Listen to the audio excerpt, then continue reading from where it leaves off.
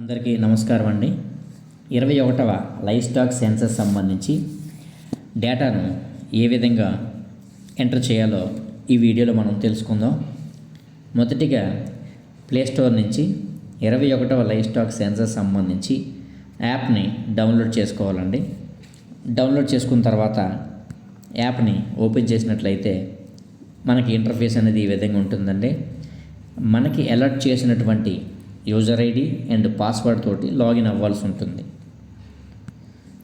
నేను user ID and పాస్వర్డ్ని save చేసుకున్నాను కాబట్టి వాటితో లాగిన్ అయ్యానండి. తరువాత యాప్లోకి వెళ్ళిన తర్వాత ఇంటర్ఫేస్ అనేది మనకి ఈ విధంగా ఉంటుంది.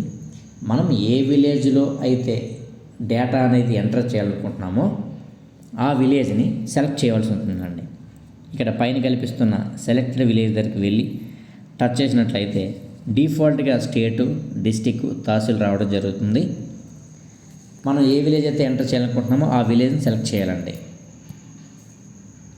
ఇప్పుడు నేను కాగజ్ మద్దూర్ అనే విలేజ్లో హౌస్ హోల్డ్ సంబంధించి డేటా అనేది ఎంటర్ చేయాలనుకుంటున్నాను కాబట్టి కాగజ్ మద్దూర్ని సెలెక్ట్ చేసి సేవ్ చేశానండి.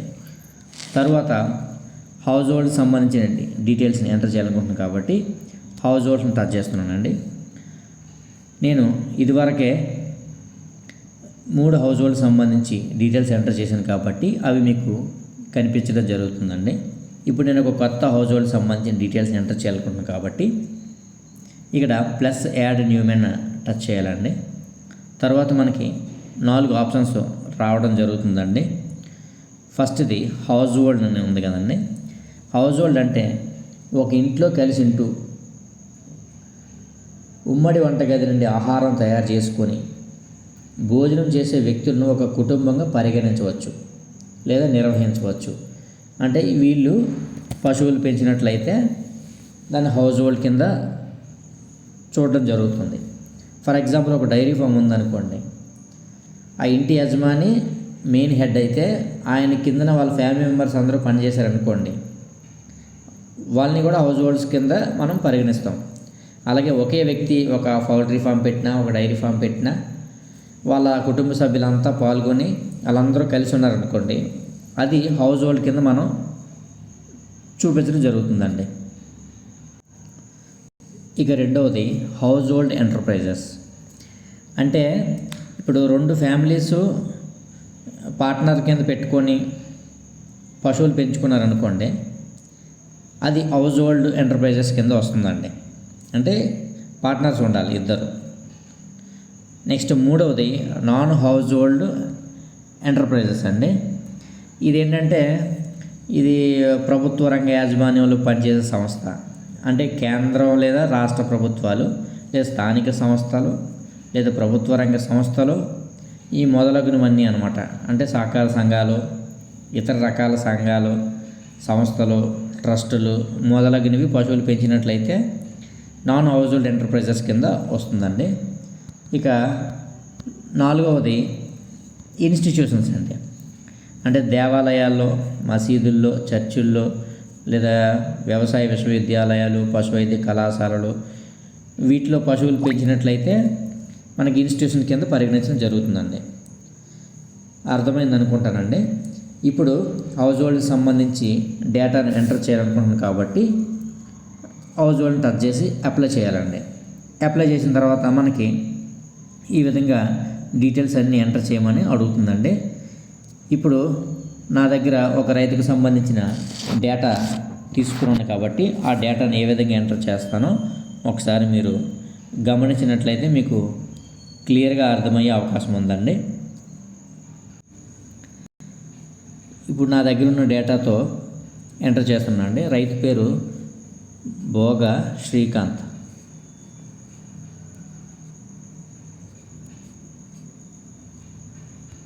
హౌస్ నెంబరు 6-4 అండి. అతను మేల్ అండి. మేల్ కాబట్టి మేల్ ఎంటర్ చేశాను. తర్వాత having live stock and poultry. అంటే ఆయనకి పశువులు ఉన్నాయా లేక కోళ్ళు ఉన్నాయని అడుగుతుందండి. ఇప్పుడు లైవ్ స్టాక్ అంటే మనకు ఆల్రెడీ తెలిసిందే కదండి. ఆవులు, గేదెలు, గొర్రెలు, మేకలు, పందులు, ఇక మిగతా అన్ని పశువుల కింద లైవ్ స్టాక్ కింద మనం చూపించుకుంటామండి. పౌల్ట్రీ అంటే బ్యాక్ యార్డ్ పౌల్ట్రీ కానీ, లేకపోతే మిగతా ఏవైతే ఈ డక్స్ కానీ ఏమైనా ఉన్నాయని పౌల్ట్రీ కింద చూపించుకుంటామండి. నెక్స్ట్ బూత్ అంటే ఆ రైతుకి లైవ్ స్టాకు అండ్ కోళ్ళు కూడా ఉన్నాయనుకోండి, పౌల్ట్రీ కూడా ఉన్నాయనుకుంటే దాన్ని బోత్ అని పెట్టి డేటా అనేది ఎంటర్ చేయాలండి. ఇక లేదు ఆయనకి ఏ పశువులు లేవనుకుంటే మనం నో అని పెట్టుకుంటామండి. ఇప్పుడు ఆయనకి పశువులు ఉన్నాయి, గొర్రెలు ఉన్నాయి, మేకలు ఉన్నాయి, కోళ్ళు ఉన్నాయి కాబట్టి బోత్ అని పెట్టాలండి. తర్వాత ఆక్యుపేషను అంటే ఆయన అగ్రికల్చర్ లేబరా, క్యాటిల్ రేరింగా, బఫ్లో రేరింగా, క్యాటిల్ని బఫ్లో రేరింగా, షీప్, ఇది మీకు వివిధ రకాలైన ఆప్షన్స్ కనిపిస్తాయండి. ఇప్పుడు మనకి ఏంటంటే ఈ 4-5 రకాలు ఉన్నాయి కాబట్టి, అంటే ఫర్ ఎగ్జాంపుల్ పశువులు పెంచుతున్నాడు, గేదెలు పెంచుతున్నాడు కాబట్టి మనం కాంబినేషన్ కోడ్ 3467 అది ఆయన ఏమైతే పెంచుతున్నాడో దాన్ని బట్టి మీరు చూజ్ చేసుకోవాల్సి ఉంటుందండి. ఎడ్యుకేషన్ క్వాలిఫికేషన్ ఏమోని అతను బిలో గ్రాడ్యుయేట్ అండి, బిలో గ్రాడ్యుయేట్. సోషల్ స్టేటస్ ఏమో ఓబీసీ అండి, ఓబీసీ. ఇన్స్టిట్యూషన్ ఫైనాన్షియల్ సపోర్ట్ ఆయనకి నో అండి. అగ్రికల్చర్ హోల్డింగ్ హెక్టర్ కన్నా తక్కువే ఉందండి. మనకు తెలుసు కదండి, 2.5 ఎకరాలు ఒక హెక్టార్ కింద మనం చూపిస్తామండి. కాబట్టి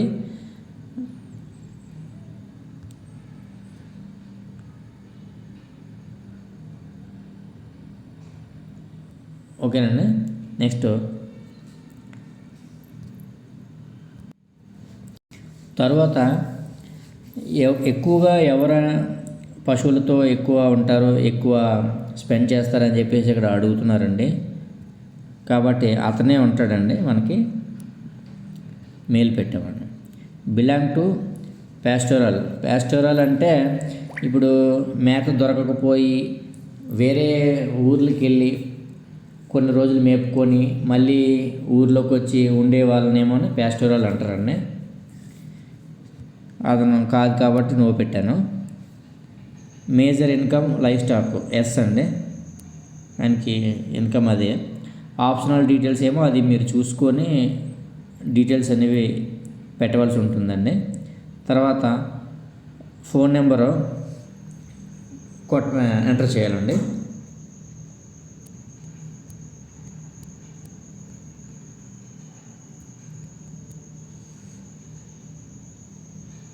ఎక్విప్మెంట్స్ అతనికి లేవండి.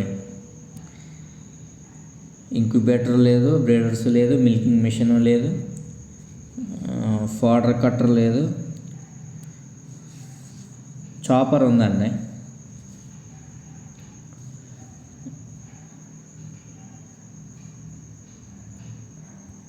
కాబట్టి ఒక చాపర్ అంటే చాప్ కట్టర్ అని. నెక్స్ట్ డంగ్ కలెక్షను ఇవేమి లేవు, 0. ఈ బేసిక్ డీటెయిల్స్ అనేవి మనం ఎంటర్ చేయాలండి. ఇప్పుడు రెడ్ మార్క్లో ఉన్నవి కంపల్సరీగా ఎంటర్ చేయాలండి, లేదంటే తీసుకోవడం జరగదు. Save and next. ఇప్పుడు అతని బేసిక్ డీటెయిల్స్ అన్నీ సేవ్ అవ్వడం జరిగింది కాబట్టి అతనికి ఒక ఐడి అనేది జనరేట్ అయ్యిందండి. House hold details saved successful అని వచ్చిందండి. ఇప్పుడు అతనికి పశువులను యాడ్ చేయాలి కాబట్టి యాడ్ యానిమల్స్కి వెళ్తున్నానండి.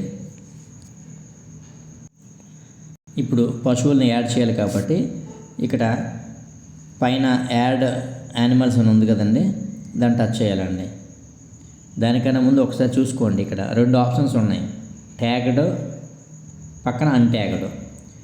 ఇప్పుడు ఆ రైతుకి ఏమోని అన్ట్యాగ్డ్ పశువులు ఉన్నాయండి, ఒక 2-3 ఉన్నాయి, వాటిని ఎంటర్ చేద్దాం.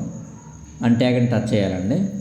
టచ్ చేసిన తర్వాత ప్లస్ యాడ్ యానిమల్స్ ఉంది కదండి, దాన్ని టచ్ చేయాలండి. ఇప్పుడు స్పీసెస్ అతనికి క్యాటిల్ ఉన్నాయండి. క్యాటిల్ మీకు కావాలనుకుంటే ఆ బ్రీడ్ సంబంధించి పక్కన చూడండి, వ్యూ బ్రీడ్ ఇమేజెస్ అని ఉంది. అది ఒకవేళ మీకు ఏమైనా డౌట్ ఉంటే అవి చూసుకొని మీకు సందేహం ఉంటే ఆ బ్రీడ్ని సెలెక్ట్ చేసుకోవాలండి. ఇక లేదనుకుంటే కామన్గా మన ఏరియాలో ఉండే బ్రీడ్స్ మీకు ఒక అవగాహన ఉంటుంది కాబట్టి వాటి బట్టి ఫాలో అవ్వండి. Next category. ఎగ్జోటిక్ అంటే మీకు ఆల్రెడీ తెలిసే ఉంటుంది. ఎగ్జోటిక్ అంటే విదేశాల నుంచి ఉండే బ్రీడ్లు అనమాట, మన కోసం విదేశాల నుంచి మన దగ్గర ఉండే బ్రీడ్లు. ఉదాహరణకి హెచ్ఎఫ్, జెర్సీ అటువంటివి. నెక్స్ట్ ఇండిజినస్ అంటే మన దేశవాళీ, ఒంగోలు, గిర్రు, తార్పార్కరు, సాహివాలు, కాంక్రీజు ఈ మొదలగినవి అనమాట, హల్లికరు అట్లాంటివి. ఇక నాన్ డిస్క్రిప్టెడ్ అంటే ఏ జాతికి చెందనది. అర్థమైంది కదండి. ఇదేమో నాన్ డిస్క్రిప్టెడ్ అండి నా దగ్గర ఉన్నది.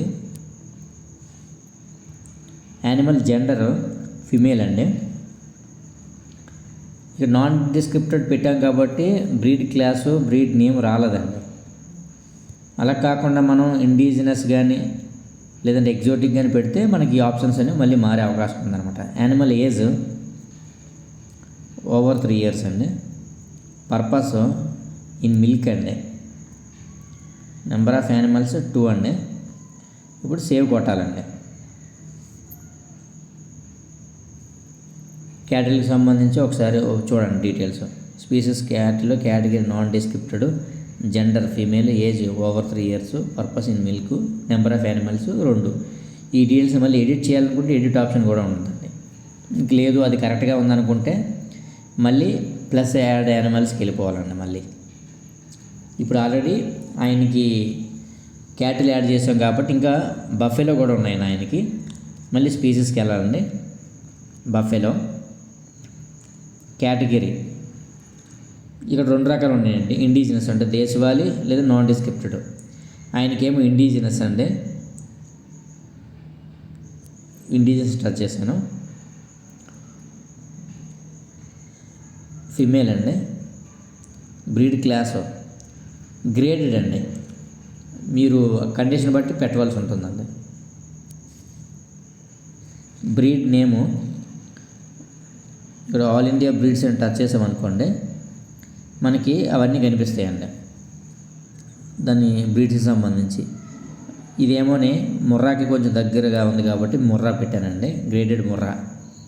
Animal age 3 years and above. Purpose milk అండి. ఎన్ని ఉన్నాయంటే పశువులు, ఆయనకి 3 పశువులు ఉన్నాయి. సేవ్ చేయవలసి ఉంటుందండి. చూసారు కదా, ఇందాక మనం క్యాటిల్ యాడ్ చేసినప్పుడు డీటెయిల్స్ వచ్చినాయి. అండ్ బఫెలో చూద్దాం. బఫెలోకి సంబంధించి ఇగో 3 పశువులు in milking, indigenous, Murrah. Okay అండి, అర్థమైంది అనుకుంటానండి ఇది. నెక్స్ట్ ఆయనకి గొర్రెలు ఉన్నాయండి. మనం బోత్ అని పెట్టాం కదా. బోత్ అంటే ఆవులు, గేదెలు, గొర్రెలు, మేకలు ఈ ఏవన్నా సరే ఇక బోత్ లెక్క వస్తాయి అన్నమాట. మనం ప్లస్ యాడ్ మనకి వెళ్ళాలి. మళ్ళీ ప్లస్ యాడ్ అయ్యాలి. స్పీసెస్ ఆయనకి షీప్ ఉంది కదండి, షీప్ టచ్ చేశానండి. కేటగిరీ అది కూడా నాన్ డిస్క్రిప్టెడ్. యానిమల్ జెండర్ ఫిమేల్ అండి. నాన్ డిస్క్రిప్టెడ్ పెట్టాం కాబట్టి బ్రీడ్ క్లాసు, బ్రీడ్ నేమ్ ఏం రాలేదండి. Animal age 1 year and above. ఇక పర్పస్ ఏం అడగట్లేదు, ఎన్ని ఉన్నాయని అడుగుతుందండి. ఆయనకి ఏమోని 35 ఉన్నాయండి. సేవ్ చేశాను.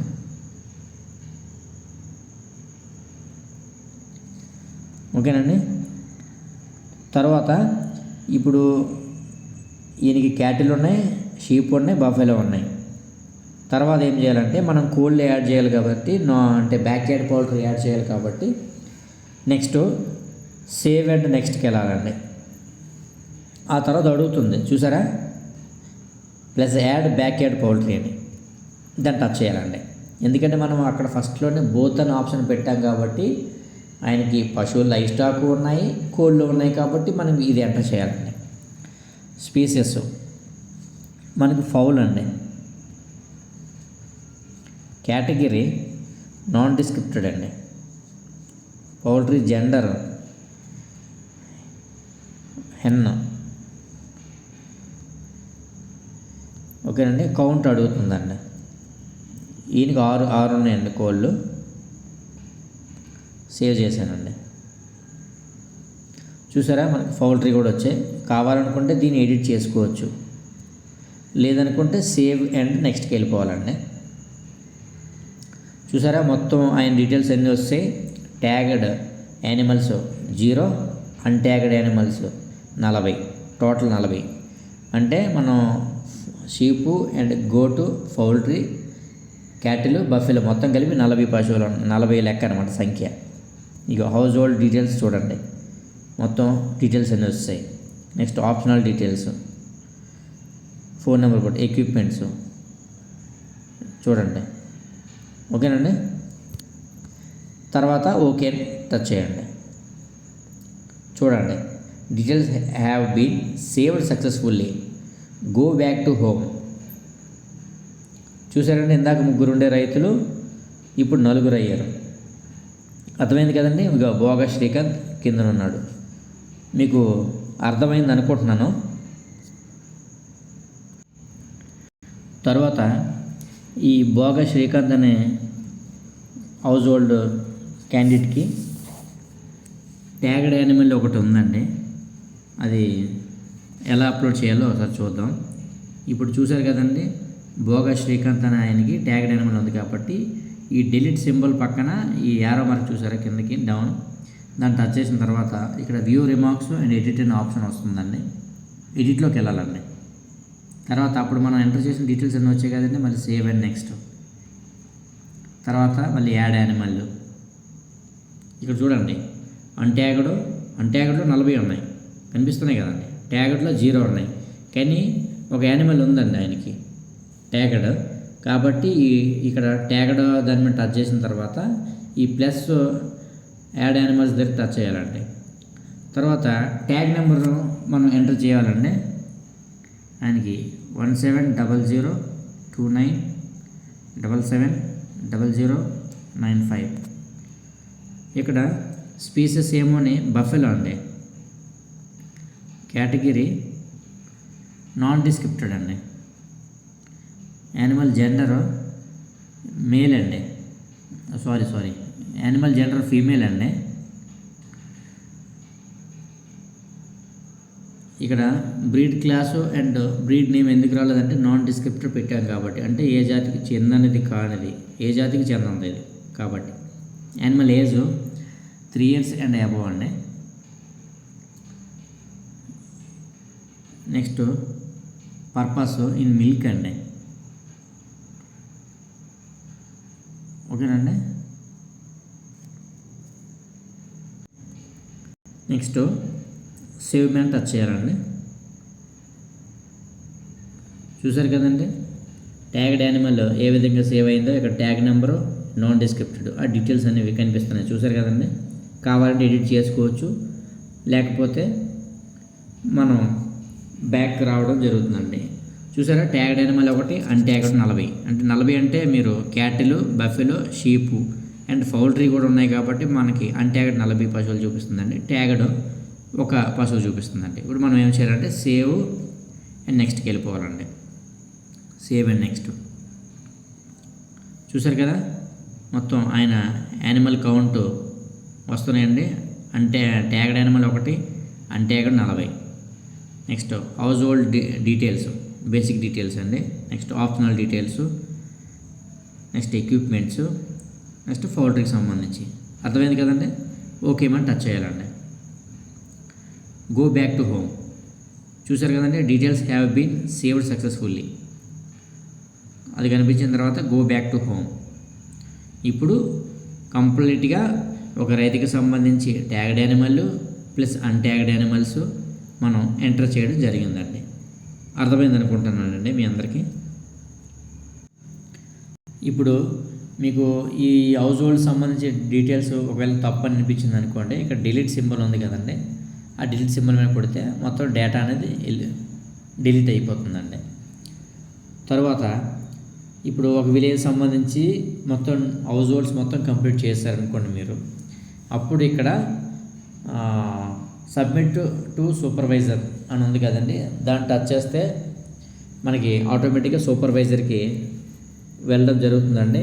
అక్కడ ఏమన్నా ఏమైనా మార్పులు చేర్పులు చేయాలనుకుంటే మళ్ళీ మనకి ఎన్యూమరేటర్కి డీటెయిల్స్ని సెండ్ చేయడం జరుగుతుంది. అవి మళ్ళీ మనం కరెక్ట్ చేసుకొని మళ్ళీ హౌస్ హోల్డ్ డీటెయిల్స్ సబ్మిట్ చేయాలండి సూపర్వైజర్కి. తర్వాత వేరే విలేజ్ మనం డేటా మార్చాలనుకున్నాం అనుకోండి, కొట్టాలనుకున్నాం అనుకోండి, ఇక్కడ మళ్ళీ ఈ కాగజ్ మద్దూర్ విలేజ్ ఉంది కదండి, ఇక్కడ లొకేషన్ సింబల్ దాని మీద టచ్ చేస్తే మనకి మళ్ళీ విలేజ్ అనేది మనం ఏ విలేజ్ కాదో ఆ విలేజ్ మార్చుకోవచ్చు అండి. అర్థమైంది కదండి? అర్థమైందని అనుకుంటున్నాను. ధన్యవాదములు.